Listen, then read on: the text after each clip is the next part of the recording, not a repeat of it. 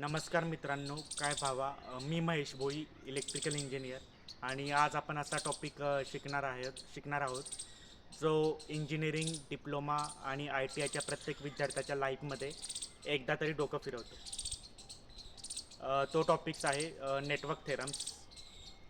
कधी थेव्हनिन, कधी नॉर्टन, कधी सुपरपोजिशन, कधी मॅक्सिमम पॉवर ट्रान्सफर थेरम, तर कधी ड्युॲलिटी थेरम. आणि फॉर्म्युलाज बघून वाटतं हे खरंच आपल्याकडून होणार आहे का.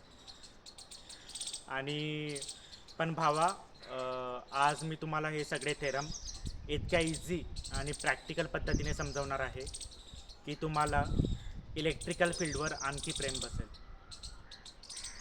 सगळ्यात आधी एक गोष्ट लक्षात ठेवा मित्रांनो, की इलेक्ट्रिकल इंजिनिअरिंग म्हणजे फक्त फॉर्म्युला नाहीत, तर इलेक्ट्रिकल म्हणजे थिंकिंग आहे, लॉजिक आहे आणि प्रॉब्लेम सॉल्विंग आहे. आणि नेटवर्क थेरम्स म्हणजे कॉम्प्लिकेटेड सर्किट्स इझी करण्याची स्मार्ट इंजिनिअरिंग ट्रिक आहे. चला तर भावा, एक एक थेरम फुल इझी भाषेमध्ये समजून घेऊया. तर फर्स्ट थेरम आहे थेव्हनिन थेरम. तर थेव्हनिन थेरम मित्रांनो, हा थेरम कॉम्प्लिकेटेड सर्किटला एका सिंपल व्होल्टेज सोर्स आणि रेजिस्टन्समध्ये कन्वर्ट करतो. म्हणजे मोठा सर्किट आज छोटा आणि इझी याच्यामध्ये करतो.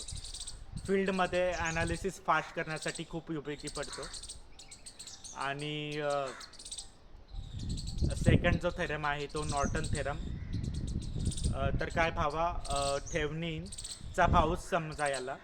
आणि फरक एवढाच आहे की इथे व्होल्टेज सोर्सऐवजी करंट सोर्स वापरतात. आणि बाकी काम हे सेमच आहे दोघांचं. सेम म्हणजे असं की कॉम्प्लेक्स सर्किटला सिम्पल बनवायचं. आणि थर्ड जो थेरम आहे तो सुपरपोजिशन थेरम आहे. तर हा थेरम सुरुवातीला सगळ्यांना डेंजरस वाटतो, पण सिम्पल आहे भावा. एका सर्किटमध्ये मल्टिपल सोर्सेस असतील तर प्रत्येक सोर्सचा इफेक्ट हा वेगळा काढायचा आणि शेवटी सगळे ॲड करायचे. तर एवढंच आहे, इझी आहे भरपूर. बस एवढंच आहे. तर आणि अजून चौथा जो इम्पॉर्टंट थेरम आहे तो मॅक्सिमम पॉवर ट्रान्सफर थेरम. हा थेरम खूप इंटरेस्टिंग आहे मित्रांनो. लोडला मॅक्झिमम पॉवर कधी मिळते आणि जेव्हा load resistance equal to source resistance होतो, तेव्हा मॅक्सिमम पॉवर ट्रान्सफर होते. कम्युनिकेशन सिस्टम्स आणि इलेक्ट्रॉनिक्समध्ये खूप इम्पॉर्टंट आहे हा थेरम.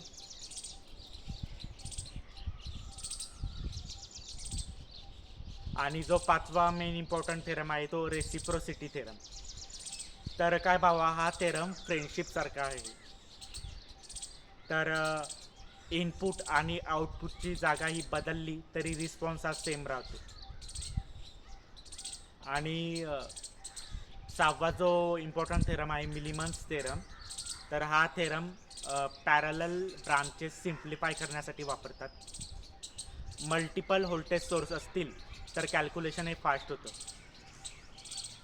आणि सातवा जो इम्पॉर्टंट आहे तो कॉम्पेन्सेशन थेरम. हा थेरम सर्किट्समधल्या चेंजेसचा इफेक्ट स्टडी करतो आणि रेजिस्टन्स बदलल्यावर कम्प्लीट सर्किटवर काय इफेक्ट होतं हे समजतं. तर हे खूप इम्पॉर्टंट थेरम्स आहे. आय टी आय डिप्लोमा इंजिनिअरिंगच्या मेन कॉम्पिटेटिव्ह एक्झामसाठी खूप इम्पॉर्टंट आहे. आणि आठवा जो मेन थेरम आहे तो सबस्टिट्यूशन थेरम. एक ब्रांचच्या जागी इक्विव्हॅलंट ब्रांच ठेवली आणि बाकी सर्किटवर फरक पडला नाही, बस हेच सबस्टिट्यूशन थेरम आहे. हे थेरम्स खूप इम्पॉर्टंट आहे. यावर 3 ते 4 क्वेश्चन्स हे MSCB, महाट्रान्सको, डिस्कम आणि जेनको JEE एक्झाम्सना असतातच. तर मित्रांनो, इंजिनिअरिंगवाल्यांसाठी ॲनालिसिसची पॉवर आहे, डिप्लोमावाल्यांसाठी कॅल्क्युलेशन इझी करणारी ट्रिक आहे आणि ITI वाल्यांसाठी प्रॅक्टिकल अंडरस्टँडिंग स्ट्रॉंग करणारी टेक्नॉलॉजी आहे. नेटवर्क थेरी खूप इम्पॉर्टंट सब्जेक्ट आहे आय टी आय डिप्लोमा आणि इंजिनिअरिंगवाल्यांसाठी, कारण यावर बरेचसे क्वेश्चन विचारतात. यामध्ये panel wiring, fault finding, motor control, industrial maintenance सगळीकडे लॉजिक आणि थेरम उपयोगी पडतात. आणि मला एक गोष्ट मनापासून सांगायची आहे भावा, तर आय टी आय हे छोटं नाही, डिप्लोमा कमी नाही आणि इंजिनिअरिंग हे काही मोठेपणा नाही. तर तिघी अलाय ब्रांचेस आहेत. तर फील्डमध्ये स्किल असलेला माणूसच खरा पॉवरफुल असतो. आज जो मुलगा कन्सेप्ट क्लिअर करेल, कम्युनिकेशन इम्प्रूव्ह करेल आणि टेक्नॉलॉजी शिकत राहील, तो फ्युचरमध्ये नक्की सक्सेसफुल होईल. आय टी आयवाल्यांचा पेपर हा लो टू मिडियम लेवलपर्यंत असतो. तुम्ही थोडं थेरॉटिकल पोर्शनही केलं आणि न्यूमरिकलची चांगली प्रॅक्टिस केली तर टेक्निकल पेपर सहज निघतो. कारण लक्षात ठेवा मित्रांनो, इंजिनियर तो जो कॉम्प्लिकेटेड गोष्ट सिम्पल करून दाखवतो. मी महेश भोई, पुन्हा भेटूया अशाच इझी प्रॅक्टिकल आणि इंटरेस्टिंग प्रॅक्टिकल कन्सेप्टसोबत.